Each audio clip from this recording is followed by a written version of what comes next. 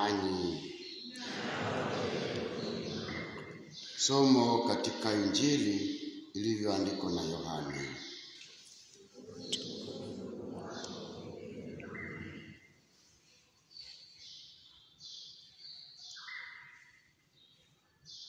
Walikwenda kila mtu nyumbani kwake, na Yesu akaenda mpaka mlima wa Mizeituni.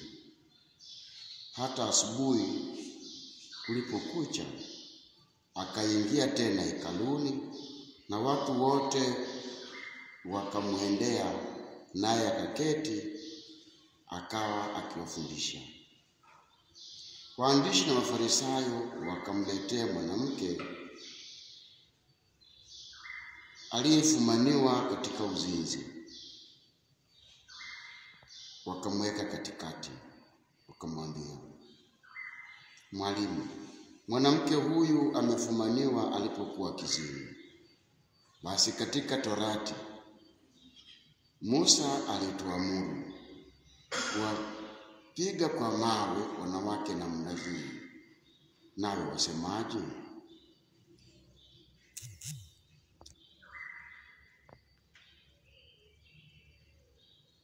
Nao wakasema neno hilo wakimjaribu, ili wapate sababu ya kumshtaki. Lakini Yesu akainama akaandika kwa kidole chake katika nchi. Na walipozidi kumhoji, alijiinua akawaambia, yeye asiye na dhambi miongoni mwenu na awe wa kwanza wa kumtupia jiwe. Akasimama tena akaandika kwa kidole chake katika nchi. Nao waliposikia wakashtakiwa na dhamiri zao, wakatoka mmoja mmoja, wakianzia tangu wazee hata wa mwisho wao. Akabaki Yesu peke yake na yule mwanamke amesimama katikati. Yesu akajiinua asimuone mtu ila yule mwanamke.